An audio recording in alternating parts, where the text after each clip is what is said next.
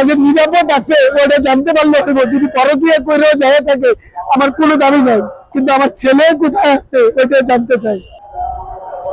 এখন ছেলে কই আর বউ কই ওইটাই আমার জানার জরুরি, আর কোনো কিছু না। কিন্তু প্রশাসন সাহায্য করতেছে না। 14 তারিখ রাত 11টায় আমি ডিউটি শেষ করে বাসায় যাই। 9:30টায় আমি বাসা থেকে আসি। আমার ওয়াইফ বললো কি পরোটা নিয়ে যেতে, আমি পরোটা নিয়ে বাসায় যাই। যার পরে ওয়াইফকে পাই না। তখন আমি আশেপাশে মানুষের জিগাই, আপনার এক চাচতো ভাই আইসা বাসা থেকে নিয়ে গেলে যে আর মার বাসায় যাবে। তখন বললাম যে আমার ঢাকার শহরে কোনো আত্মীয় স্বজন নাই, চাচতো ভাই আসবে কোথা থেকে। পরে বললো এই লোক। তো ওই লোকের লোকে আমাদের এরকম একটা সম্পর্ক ছিল, যে লোক নিয়ে গেছে। হ্যার বাসায় আমরা আসা যাওয়া করতাম, হ্যার মার বাসায় হ্যাঁ আসতো, হ্যার মায় আসতো, হ্যার ওয়াইফ আসতো, হ্যার 3টা ছেলে মেয়েও আছে, ওয়াইফও আছে বাসায়। আর হ্যাঁ ওই এলাকার একজন বাবা ব্যবসায়ী, সবাই নাম করা চিনে। যখন জানতে পারি হ্যাঁ একটা বাবা ব্যবসায়ী, ওই এলাকা থেকে আমি রুম ছাইরা, ওই এলাকায় আমার রুম ছিল, ভাড়া থাকতাম। তো ওই কেরানীগঞ্জের থেকে রুম ছাইরা আমি আদাবরে আসি। 14 দিন হয়েছে কাজ করে আমি আদাবর বাজারে অনেকদিন। তখন রুম ছাইরা আসি, আর ওনার সাথে আর যোগাযোগ নাই, আমারও মোবাইল নেই, আমার ওয়াইফেরও মোবাইল নাই। উনি যেভাবে হোক আইসে আমার বাসায়, বাসা চিনে, বাসায় আইসে আয়া ওয়াইফে যে কোনো ভাবে নিয়ে গেছে বা ওয়াইফে গেছে ওইটা আমি সঠিক জানি না। মানে আমার কথা হলো নিয়ে গেছে। সকালবেলা আমি তথ্য প্রমাণ পাইয়া যে ওই ছেলেই নিছে। ওই ছেলের বাসায় যাই, যাওয়ার পরে ওই ছেলেরে হাতে পায়ে পড়ে বলি যে ভাই ওই এলাকার মানুষ নিয়া। তখন ওই ছেলে স্বীকার হইতেছে না যে আমি নেই। তখন ভিডিও কলের মাধ্যমে ওই ছেলেকে আমি ওই বাসায় ম্যানেজারকে ফোন দেই, ফোন দেওয়া ভিডিও কলের মাধ্যমে শনাক্ত করি যে এই ছেলে কনফার্ম। আদাবর থানায় একটা ডিউটি করি, জানাই সব সিসি ক্যামেরার তথ্য অনুযায়ী ওই লোকটা নিচে অপহরণ করা। তখন আমি ওই লোকের বাসায় যাই, যাই হাতে পায়ে পড়ি যে ভাই আপনি যে নিয়েছেন আমার ওয়াইফকে, আর বাচ্চা কোথায় আছে একটু বলেন। আমার বউ 2 মাসের প্রেগনেন্ট, আর বাচ্চা আছে 5 বছরের।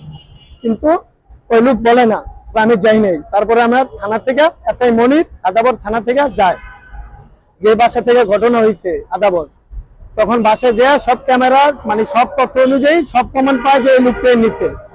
তখন ওই লোক স্বীকার আসে না। আমি থানায় অভিযোগ করাতে আজকে সকালে আমারে ফোন দিচ্ছে। ফোন দিয়ে বলছে কি যে তুই থানায় অভিযোগ দিচ্ছস, তোর বউ বাচ্চা কিভাবে পাস ওইটা আমি দেখবো, তুই আমার বাসার সামনে আয় দেখি তোর কত পজিশন আছে। তখন আমি আবার এসআই মনিরকে জানাই। জানানোর পরে উনি বলে যে ওই এলাকায় যাইতে, যে মুরব্বী চেয়ারম্যান নিয়ে আর বাসায় যাইতে। কিন্তু সেনাবাহিনীর কাছে আমি যাই, জিটি করি সেনাবাহিনীর কাছে, কিন্তু ওনারা জিটি নাই। বলতেছে বউ উদ্ধারের মামলা করতে, কিন্তু আমি থানায় মামলা নিতেছে না। প্রশাসনের সাহায্য ছাড়া তো আমি উদ্ধার করতে পারতেছি না।